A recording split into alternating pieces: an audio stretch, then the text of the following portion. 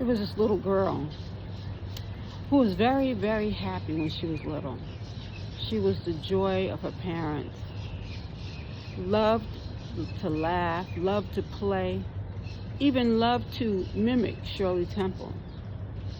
Such a lovely child. But somehow, in some way, something happened. Something within, something internally happened to cause her to be bitter. Some might say it was growing up poor, having to feel as though you did not deserve because you didn't receive what you felt you needed or what you deserved. God gave this person a gift. He said, you know what? I'm going to give her a gift. Her gift was through her parents, through her mother even. When her mother was teaching her how to sew, the gift of all of the different steps. With these steps, even if she took some shortcuts, it would have been okay, as long as it was made of quality. You see, some people think that quality isn't as important. Quality is very important. You can skip certain steps that cause something to unravel. A person pulling a string that unravels the whole outfit, that causes a person to return an item that might have been their very favorite item of all in their wardrobe. You see, some people might look at things as not being of quality because maybe something happened to it. Maybe you spilled coffee on it.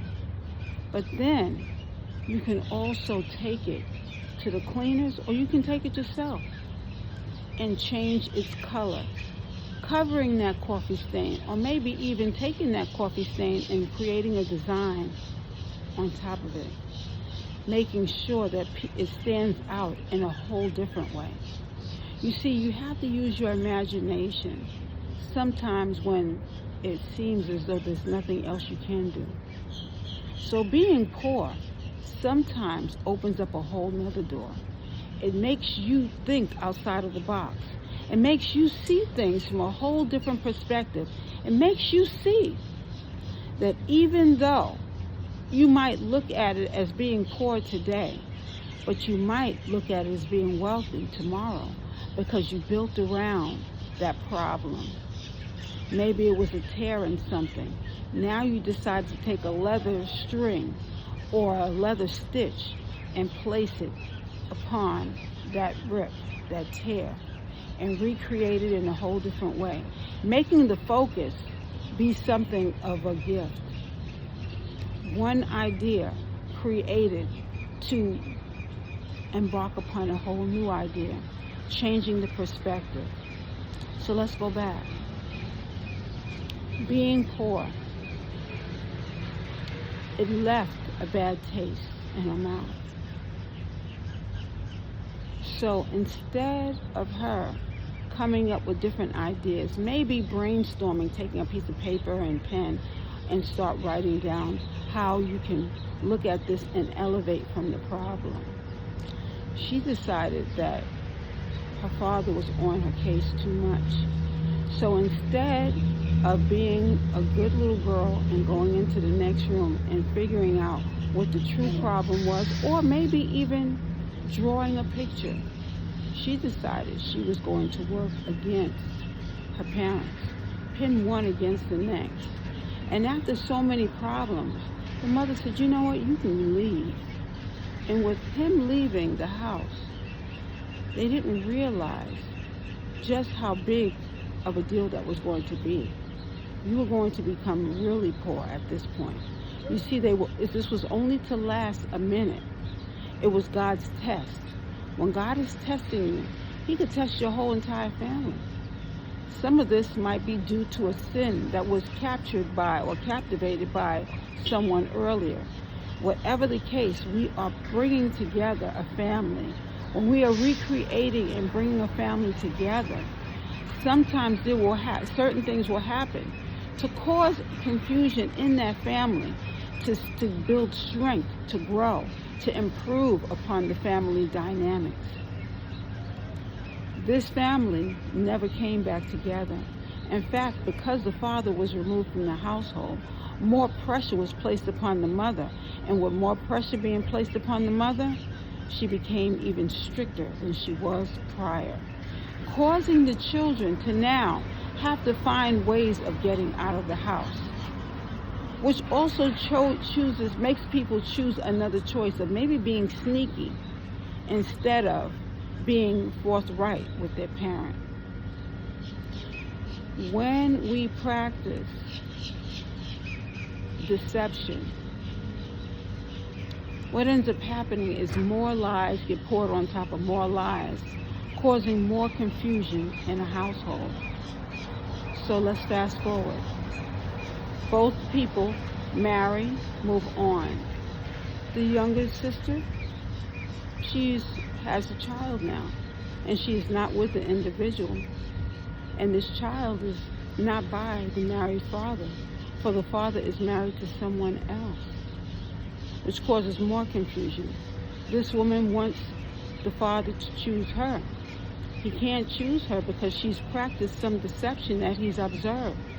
So now he's bitter, but he makes sure that he does take care of his child. As time progresses, the mother chooses to dislike the child. She takes the pain out on the child. As the child sleeps, she speaks over the child, very negative things, cursing, screaming over the child. As the child sleeps, God covers the child so that the child is protected from these negative curses that are placed over this child as the child sleeps. You see, when you're hurt, you tend to hurt others. The child is innocent, but the mother has lost a lot of her innocence with the experiences that she's had in life. Instead of you saying, woe is me, you look at the situation and you say, how can we improve upon this? I am going to teach this child how to be better than me. Instead, she becomes jealous of the child and she chooses to place negative words against the child. And she decides, because the child is cute, she's going to dress the child up and they're going to wear similar outfits so that they can show off around people. See, the child gave her more attention, and that's what the child was used for. When the child, it was no longer useful, the child went to someone else, and that person raised the child, and she came back around when parties were happening. See, it was an issue of show and tell. If you are going to play show and tell with this child, the child wonders, why did you have the child? You see, sometimes people speak of things that they wish happened, and sometimes they will create a story of what they wish could have been. But you can't go back to yesterday, but you can change today. Changing today would mean that you are trying to uplift people. You're trying to correct the mistakes of yesterday by making new, good ideas today, improving your circumstances. We all can learn from this example.